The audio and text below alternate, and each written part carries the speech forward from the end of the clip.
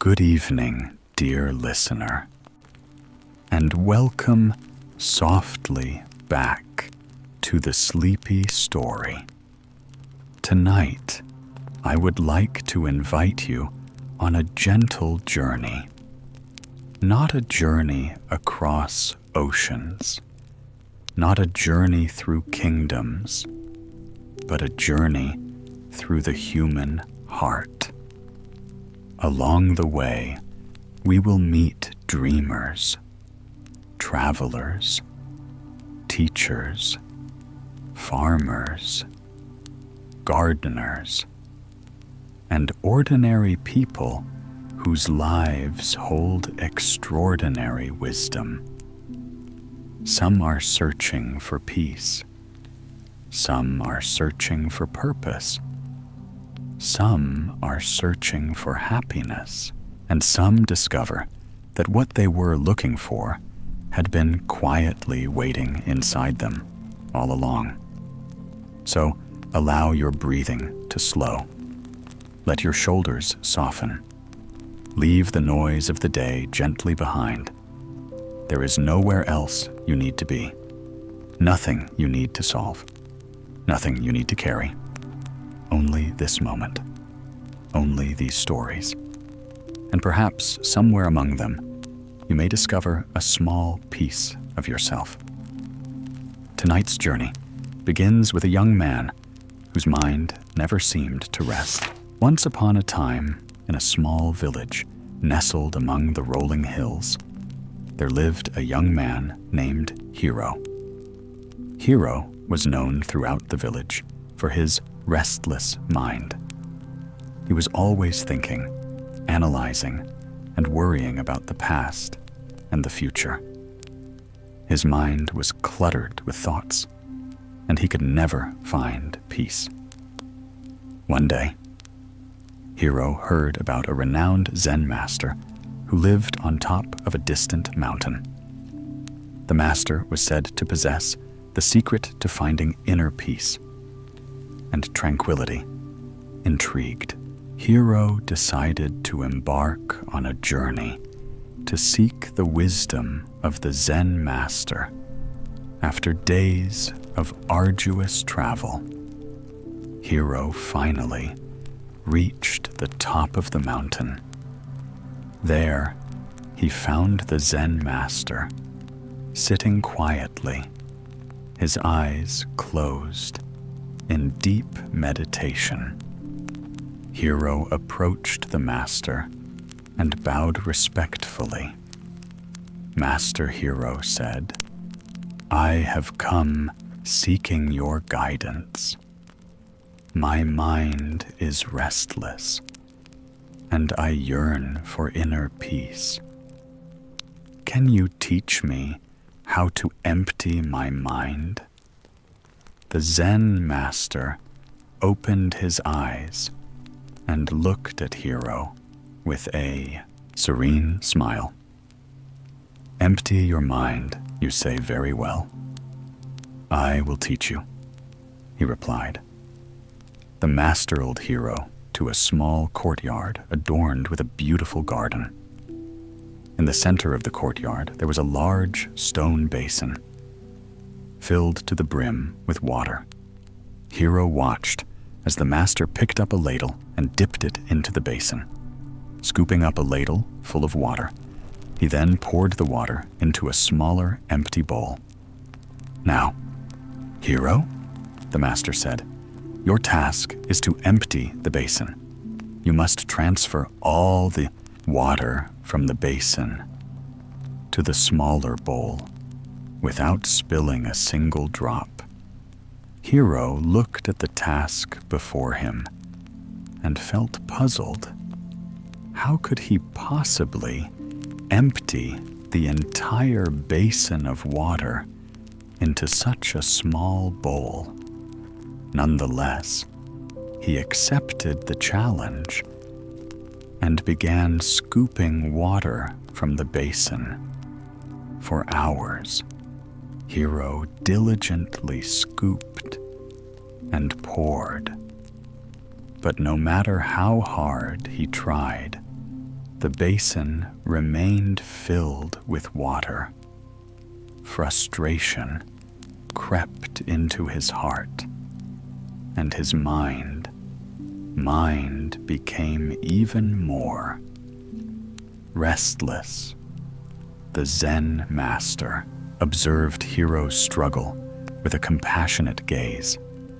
He walked over and gently placed his hand on Hiro's shoulder. "Hiro, my dear student," the master said softly, "you are trying so hard to empty the basin, but you have forgotten the first and most crucial step to empty the basin. You must first empty your mind." Hiro looked at the master, his eyes filled with confusion. "Master, how do I empty my mind?" The master smiled warmly. "Let go of your worries, your fears, and your attachments," he said. "Focus only on the task at hand. Be fully present in this moment, and the rest will follow." Hiro took a deep breath and let go of his frustration. He stopped trying so hard to empty the basin and instead focused on each scoop of water, savoring the sound and the sensation of it. Gradually, he entered a state of flow, his mind becoming clear and his movements effortless. As Hiro emptied his mind, something miraculous happened. The basin seemed to respond to his newfound tranquility with each scoop. The water flowed effortlessly into the smaller bowl, and the basin gradually emptied. Finally, Hiro poured the last drop of water into the small bowl. He looked at the Zen master with amazement and gratitude. "You see, Hiro," the master said, "when you empty your mind, you allow the universe to flow through you. You become one with the task at hand, and everything falls into place."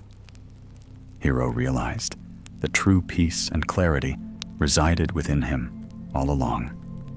From that day forward, he carried the wisdom of the Zen master in his heart, reminding, in a peaceful village nestled between green hills and flowing rivers, lived an old man named Haroun.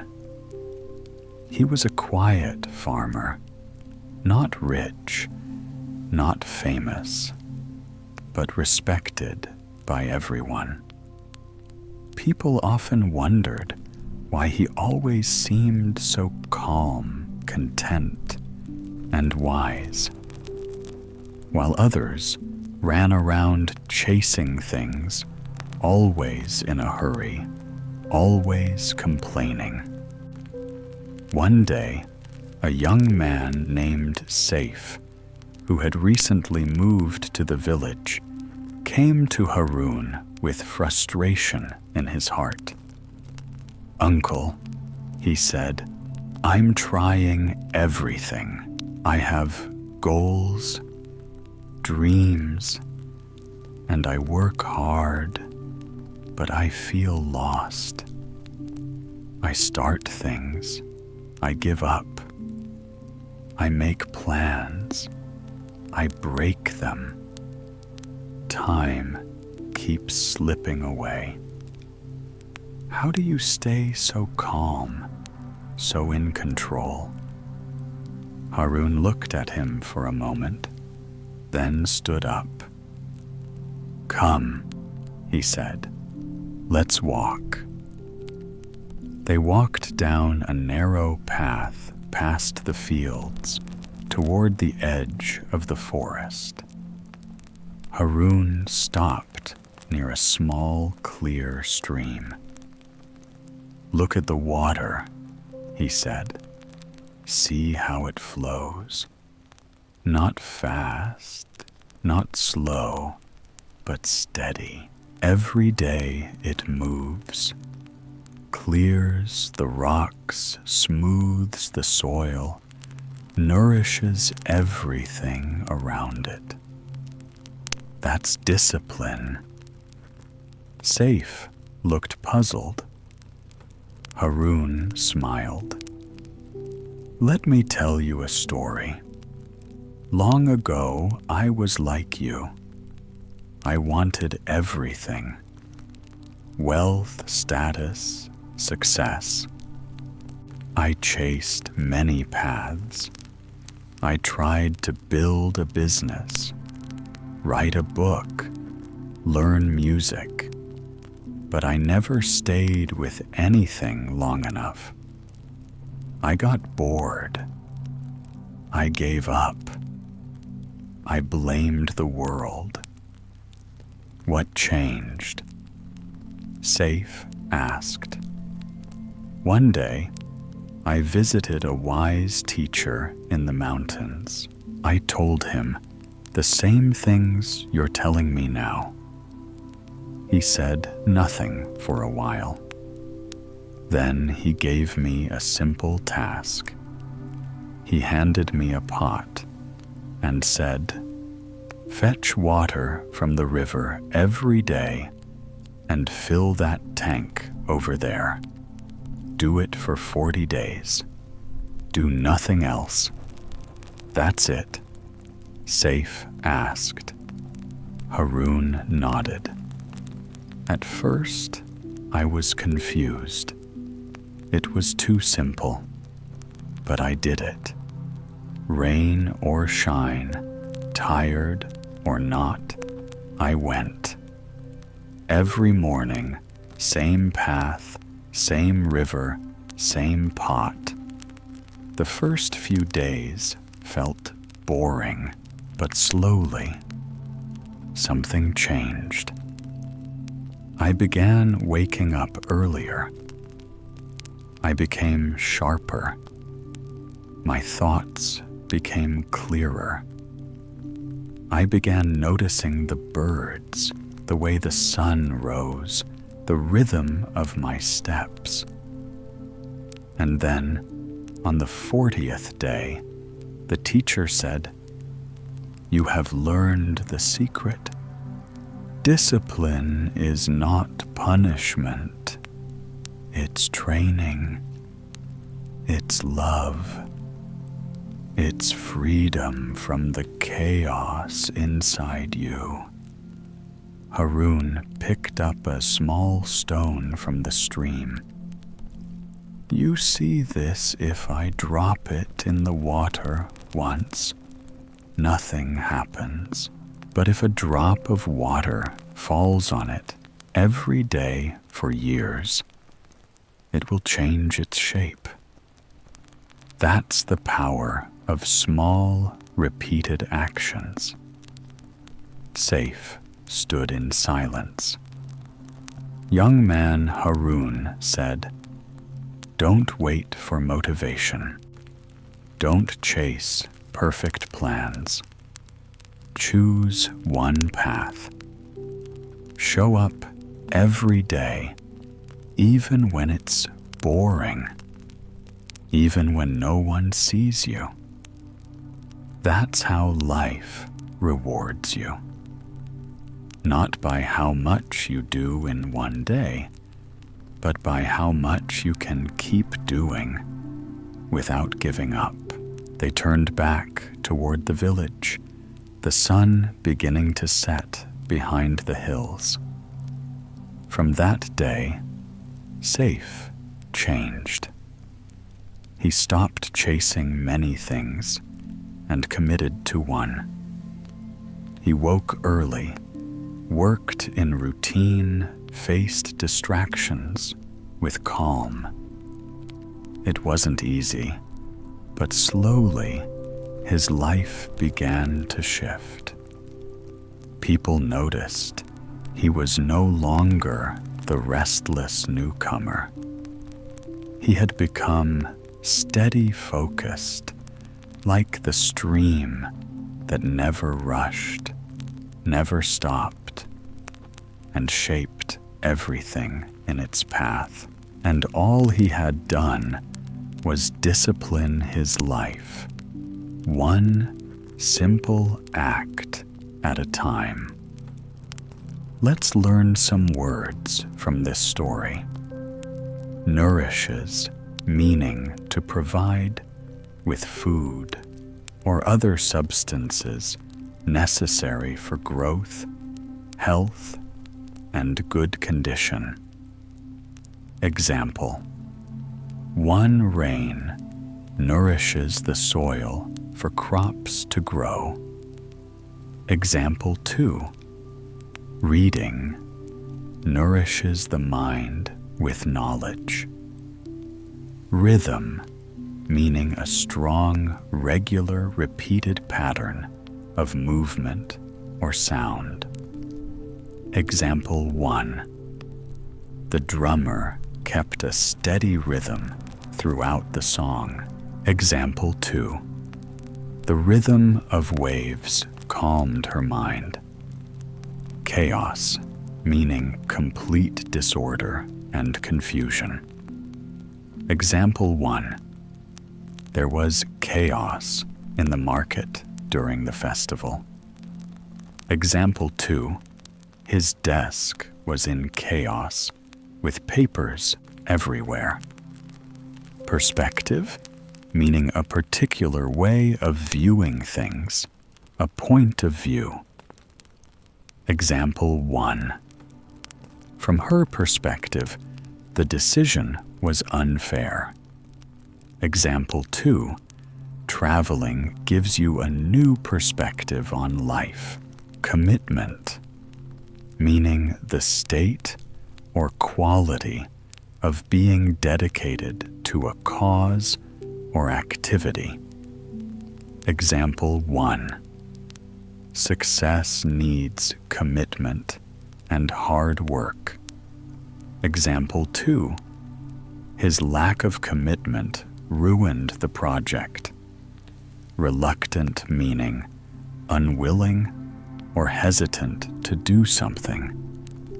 Example 1. He was reluctant to share his secrets. Example 2. She felt reluctant to speak in front of the large audience.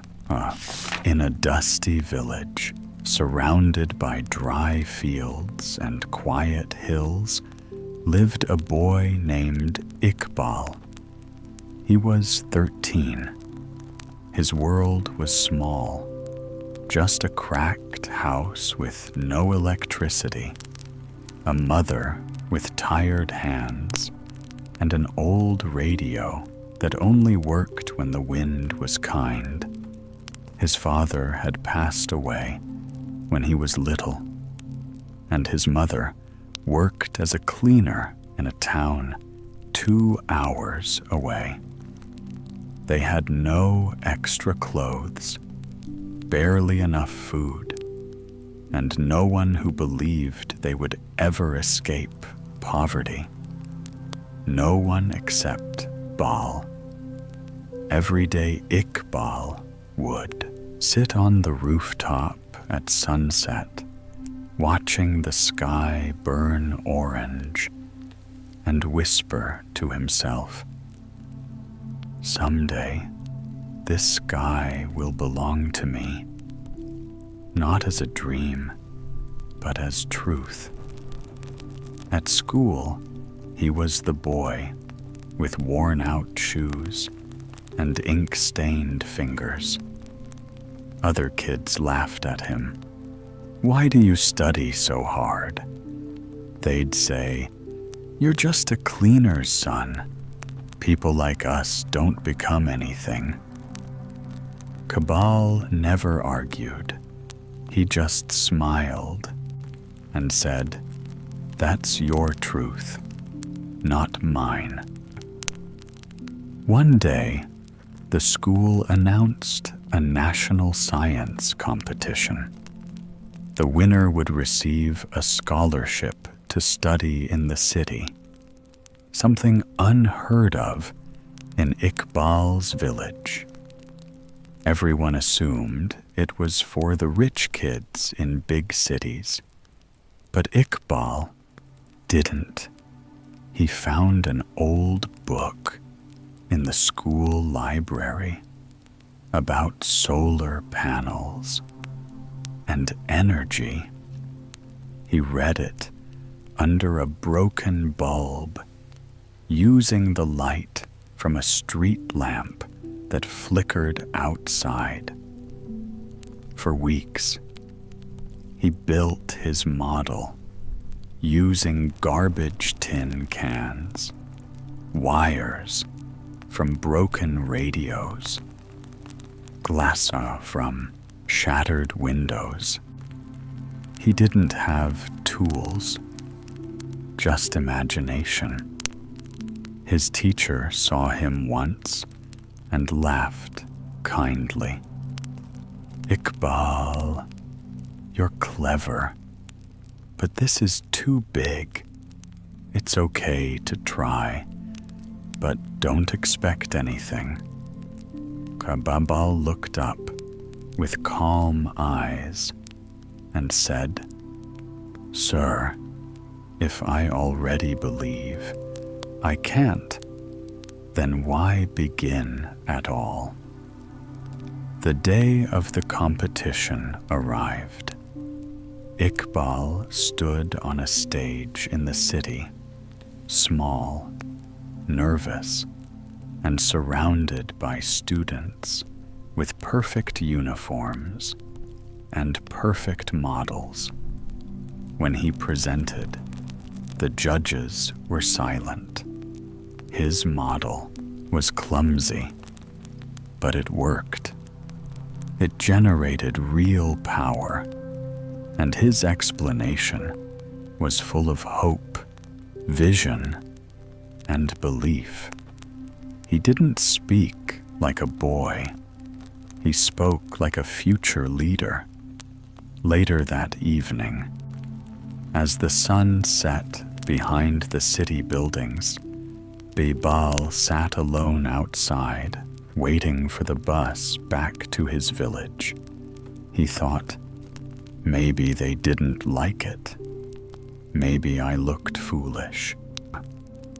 Just then, a woman with gray hair and a blue sari approached him.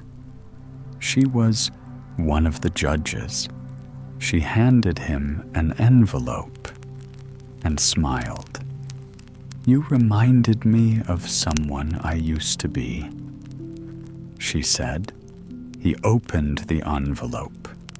"Winner, full scholarship, housing uniform, books future."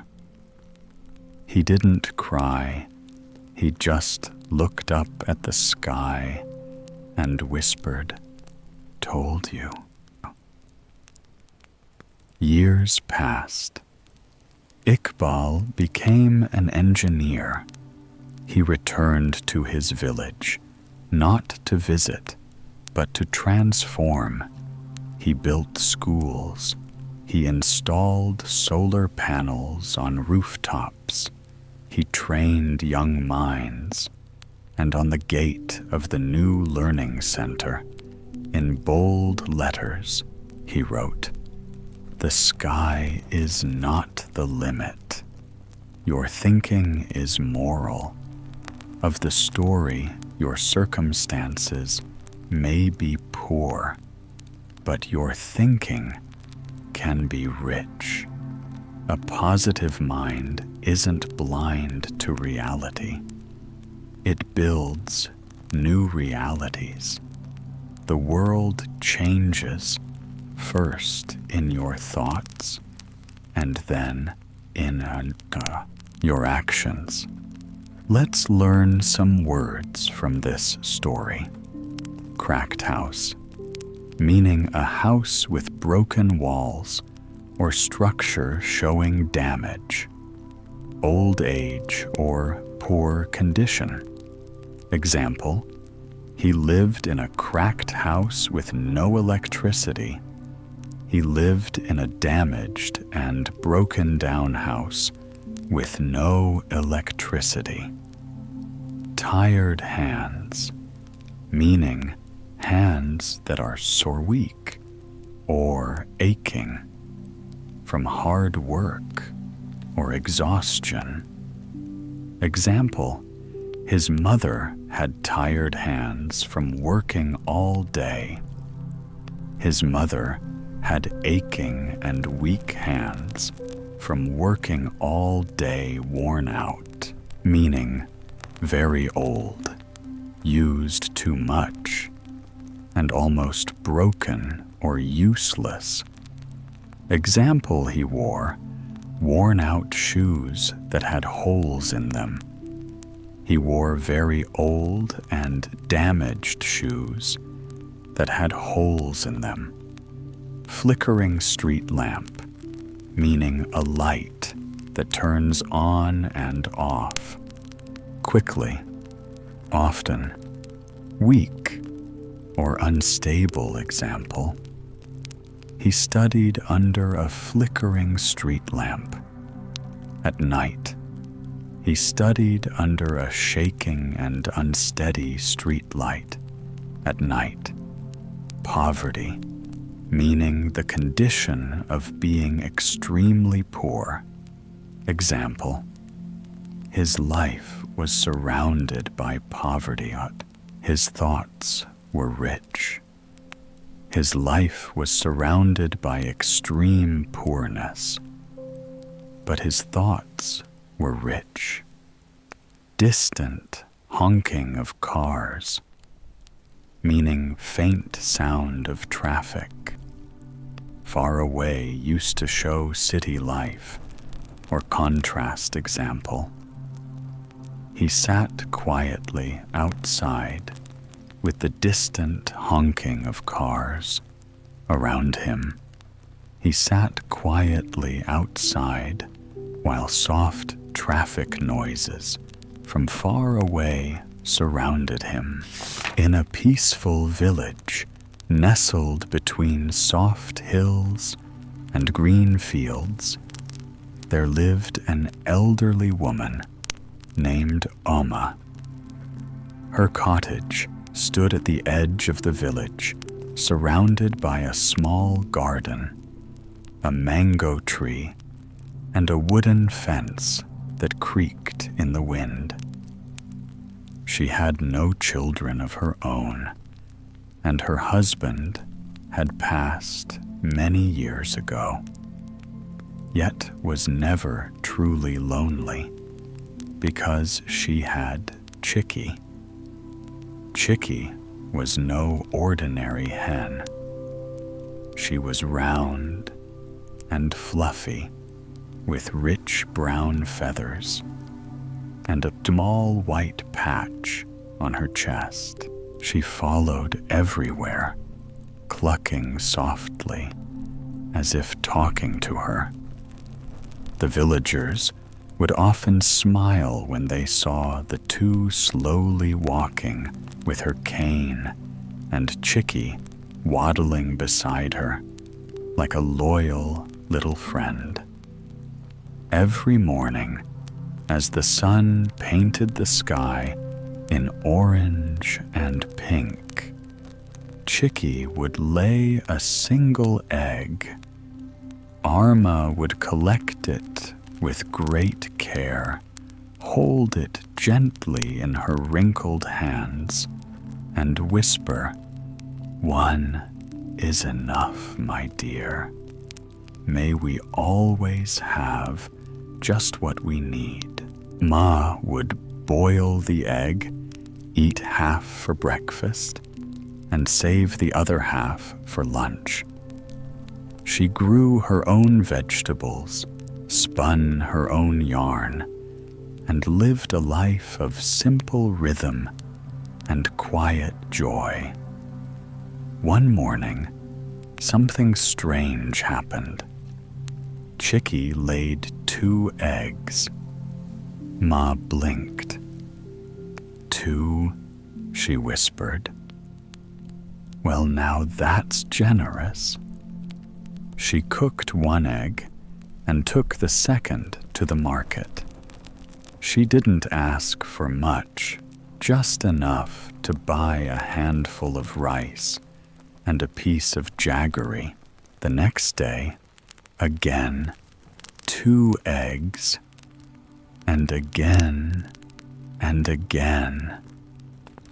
Soon the villagers noticed. Sell both eggs. Armor, said one. You should feed Chickie more. Maybe she'll give 3, said another. Think bigger. You could have 10 hens. Make a business. But only smiled. 1 for me, 1 to share. That's enough, she'd say. She gave the extra eggs to a poor neighbor or to the school children passing by. Sometimes she left 1 on someone's doorstep. Without a word, people started calling her Egg Armor with love. Then came the monsoon. Rain poured for days. The river overflowed.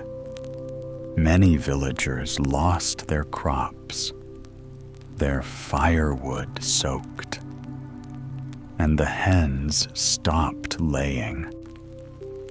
Except for Chickie, she continued calm and faithful. 1 egg in the morning and 1 in the evening. Arma had saved many of the eggs she didn't need. She boiled them, pickled them, stored them, and now, when others were hungry, she gave those eggs away quietly, gently, without asking for anything in return.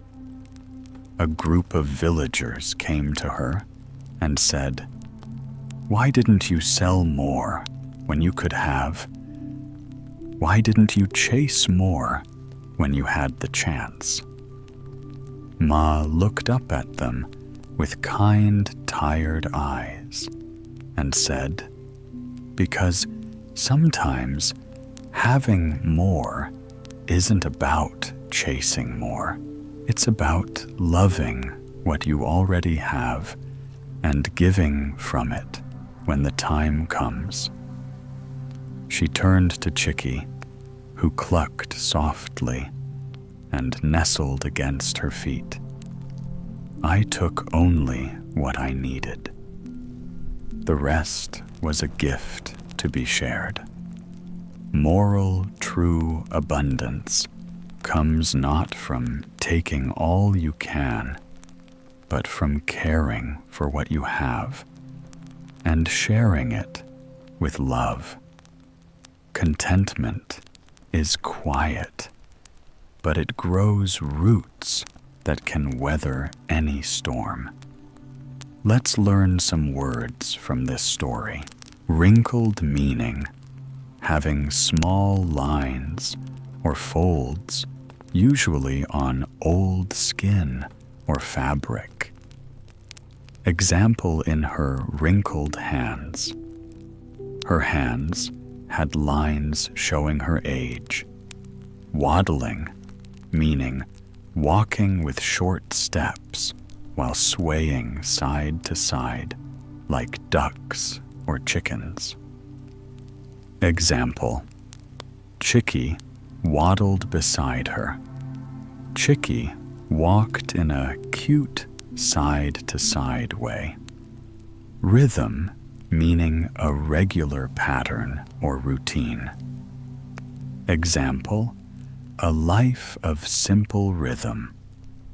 A life with a peaceful and regular routine.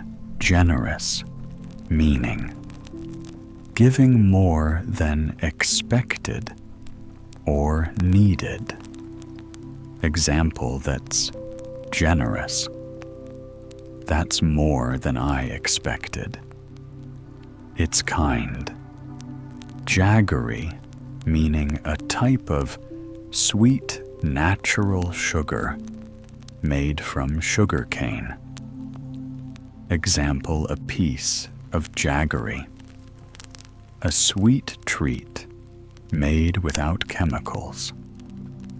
Monsoon, meaning a season of heavy rain in some parts of the world, especially in South Asia. Example, then came the monsoon. Then came the rainy season. Overflowed, meaning when something like a river fills up and spills over. Example, the river overflowed. The river had too much water and flooded the land. Pickled, meaning preserved in vinegar or salt water to last longer. Example, she pickled them. She kept the eggs in vinegar or salty water so they wouldn't spoil. Contentment, meaning feeling peaceful and happy with what you have. Example, contentment is quiet. Being satisfied, not always wanting more. Chasing more, meaning always wanting to get more things. Money, success, etc. Example, why didn't you chase more? Why didn't you try to get more things? Weather the storm, meaning to survive a hard or difficult time. Example, roots that can weather any storm. Stay strong during difficult times in life. Don't hate your life. In a peaceful village surrounded by fields of wild flowers, there lived an old lady named Mrs. Eliza. She had spent her entire life in the village, tending to her beautiful garden. Her garden was the pride of the village, filled with vibrant flowers, fragrant herbs, and delicious vegetables. Despite her contributions, Mrs. Eliza often felt that her life was insignificant and mundane. She envied the adventurers who traveled the world and the inventors who created amazing new things. One sunny afternoon, while working in her garden, Mrs. Eliza noticed a young boy named Samuel watching her from the fence. His eyes were wide with curiosity. "Hello there, Samuel," Mrs. Eliza greeted warmly. "Would you like to help me with the garden?" Samuel nodded eagerly and climbed over the fence as they worked together.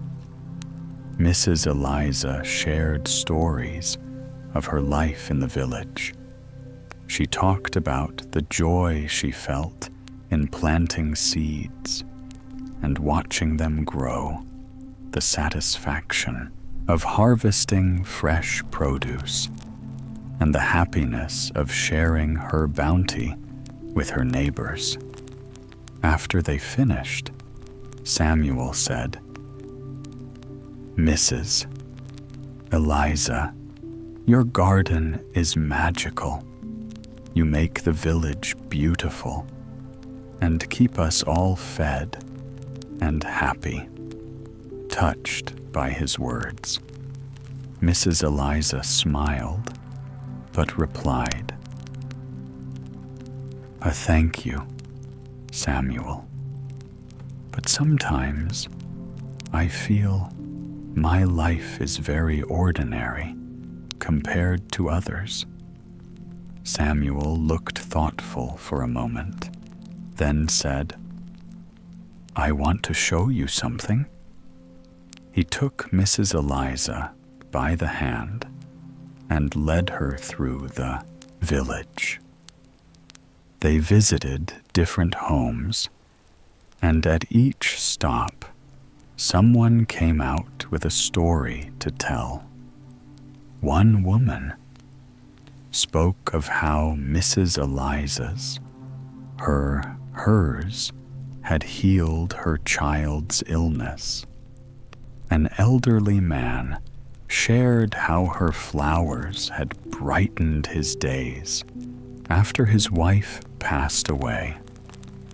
A young couple expressed their gratitude for the fresh vegetables that had nourished them during a difficult time at the end of their walk. Samuel brought Mrs. Eliza to the village square where a group of villagers had gathered. They had created a beautiful display with flowers, herbs, and vegetables from her garden. This is our way of saying thank you. As Samuel said, you've touched all our lives in ways you may not see, but we see it, and we are grateful. Tears filled Mrs. Eliza's eyes as she looked around at the faces of her neighbors, each one reflecting gratitude and love. She realized that her life was far from ordinary.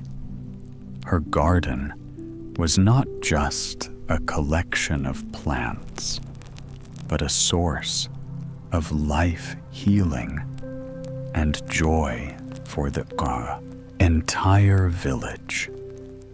From that day on, Mrs. Eliza embraced her life with a newfound sense of purpose and joy. She tended to her garden with even more love, knowing that every seed she planted and every flower that bloomed made a difference.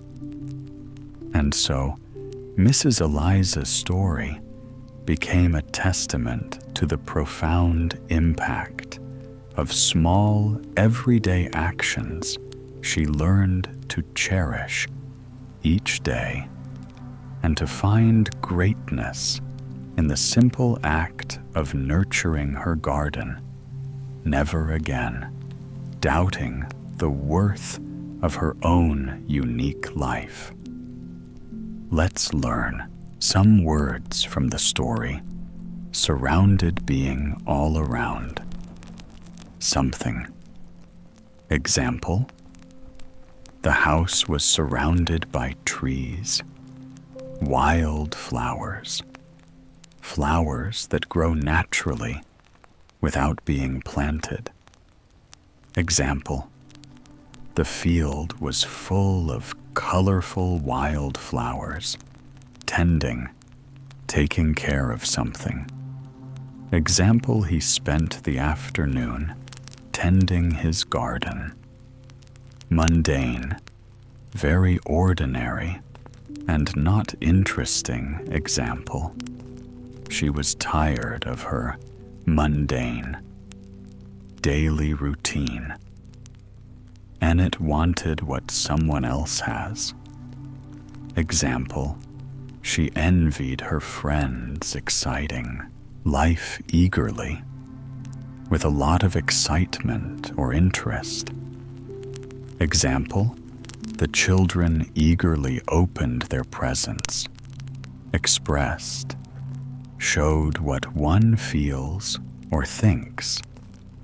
Example: she expressed her gratitude with a thank you, Note: nourished, provided with the food or other substances needed to live, grow, or stay healthy. Example: the soup nourished them after a long day. Profound, very great, or intense example.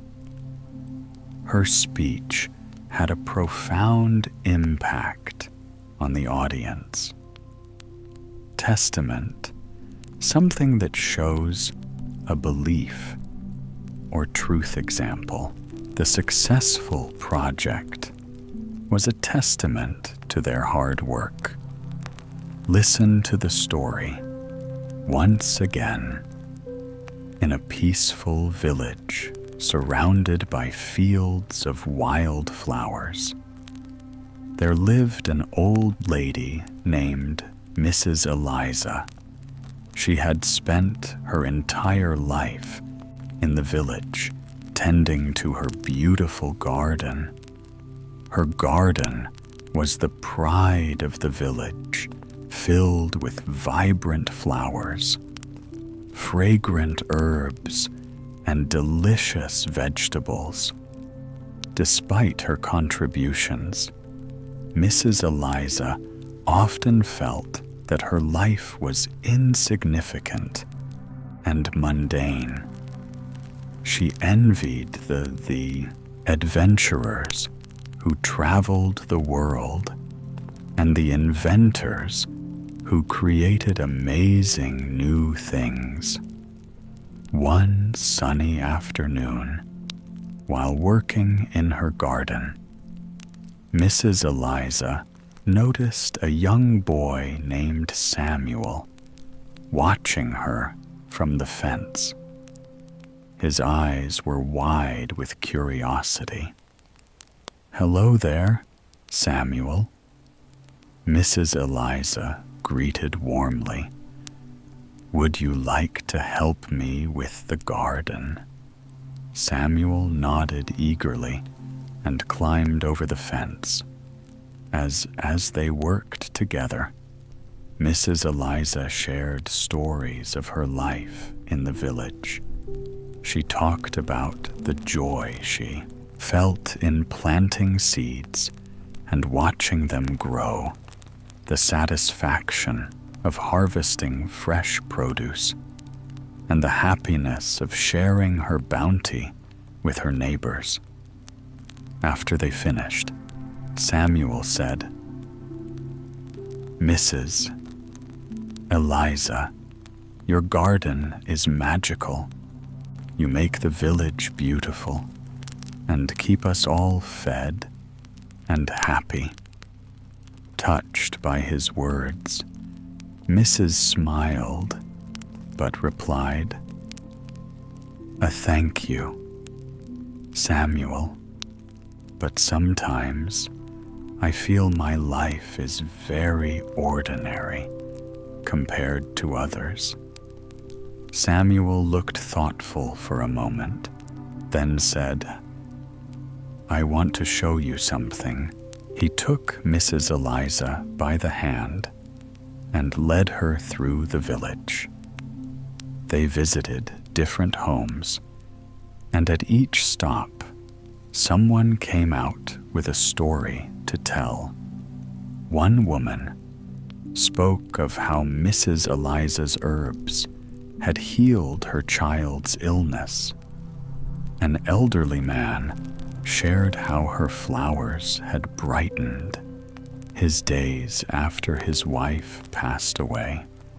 A young couple expressed their gratitude for the fresh vegetables that had nourished them during a difficult time at the end of their walk.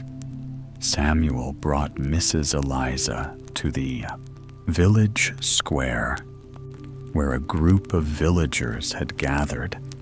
They had created a beautiful display with flowers, herbs, and vegetables from her garden. This is our way of saying Thank you. As Samuel said, you've touched in ways you may not see, but we see it, and we are grateful. Tears filled Mrs. Eliza's eyes as she looked around at the faces of her neighbors, each one reflecting gratitude and love. She realized that her life was far from ordinary.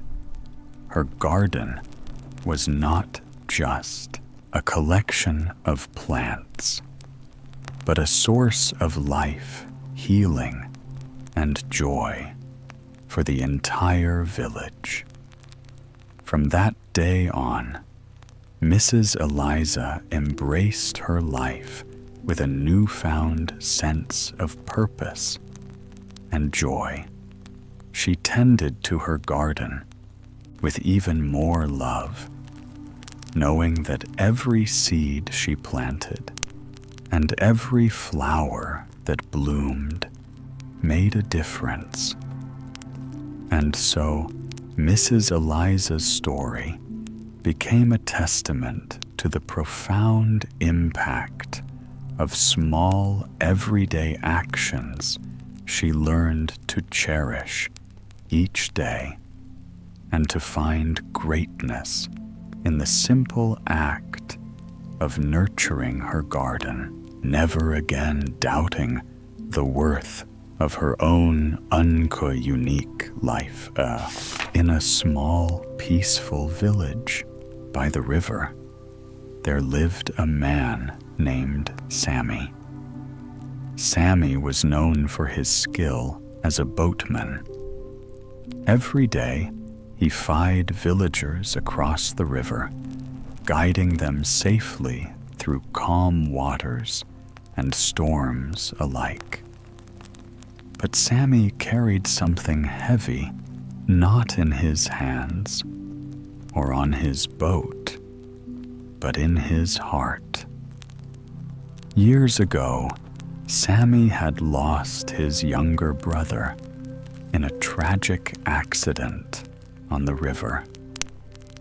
Since that day, Sammy blamed himself. Every time he closed his eyes, he saw the past, what went wrong, what he could have done differently. His days became filled with regret. He started moving slower. His smile faded, and the villagers noticed he was no longer the man who used to laugh by the fire at night.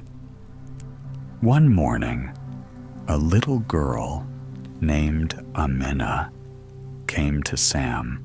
Amina tilted her head and said softly, "But uncle, if you carry yesterday, how will you see today?"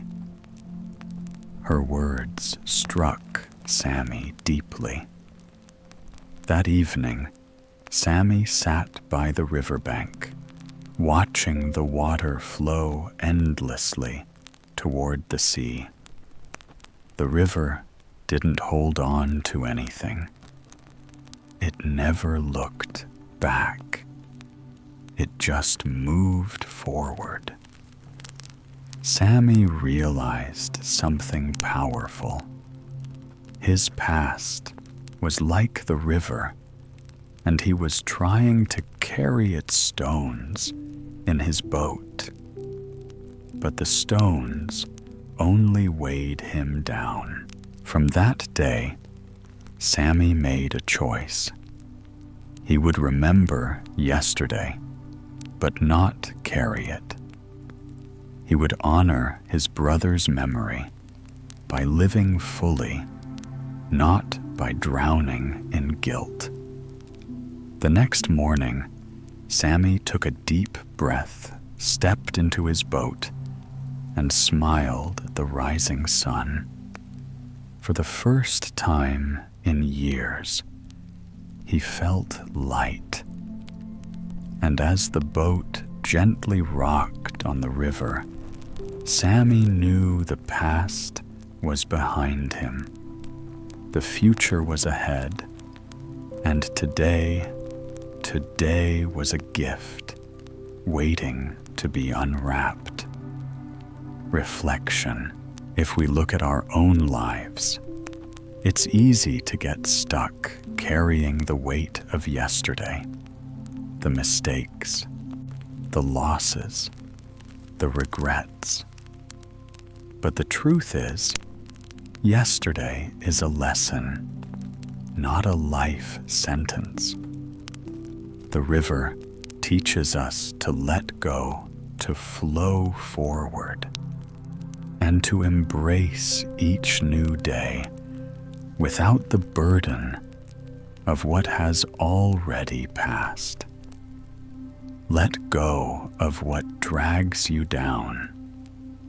Honor your past, but don't carry it, because life is too precious, and today is too beautiful to be held hostage by yesterday. Let's learn some words from this story. Tragic meaning, causing great sadness or sorrow. Very unfortunate. Example: Sammy had lost his younger brother in a tragic accident on the river. Sammy had lost his younger brother in a very sad and heartbreaking accident on the river.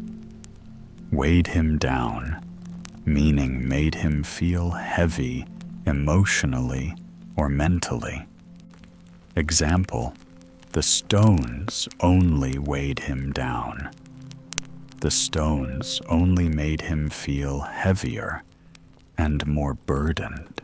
Drowning in guilt, meaning overwhelmed by feelings of guilt.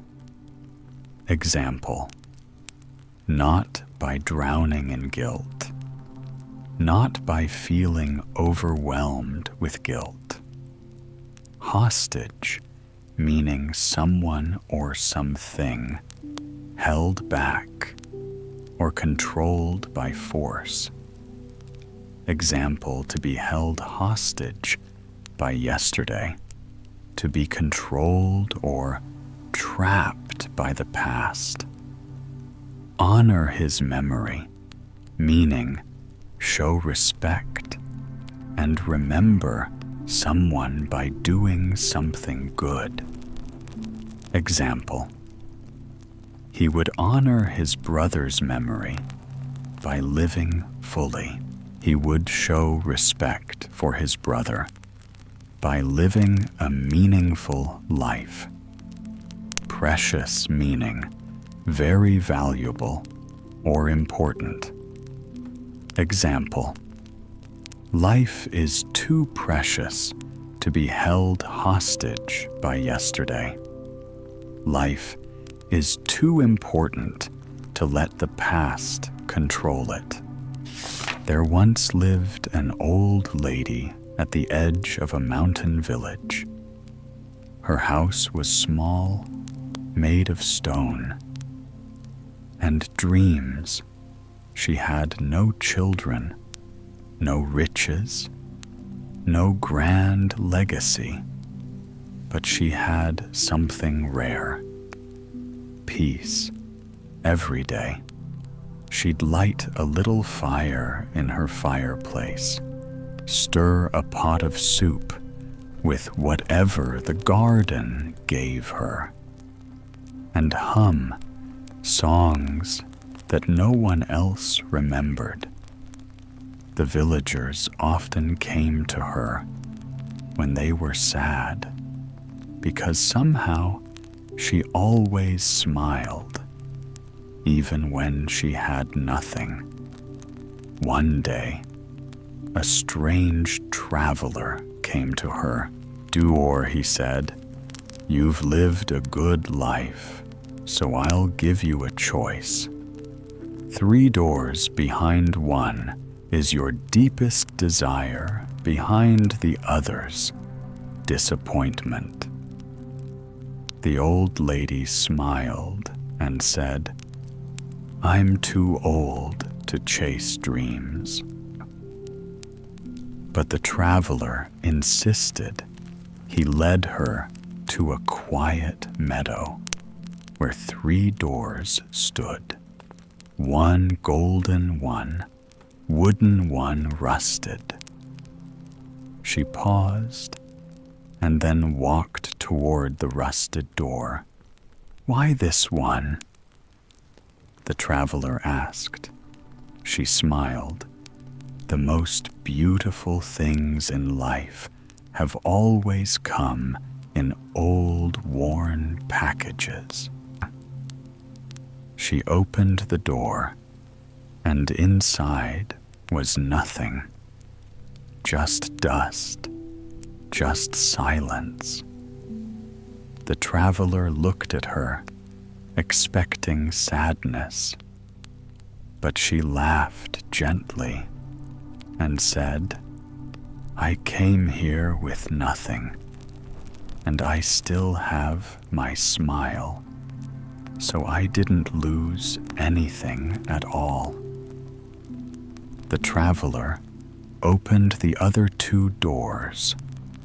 One had gold, the other had a mirror showing her young and wealthy. He said, You could have had so much more. The old lady looked at him and said, More than what? More than peace, more than knowing how to smile in the dark, more than the joy of a warm soup and a quiet heart. No, I think I already chose the right door. And with that, she turned back toward her little home where the fire still waited, where the soup still bubbled, and where her smile was more precious than gold. Sometimes, happiness isn't behind the golden door. It's in the choice to smile, even when the door is empty. Try to be happy. In every situation, say, okay, and now, dear listener, our journey is slowly coming to an end.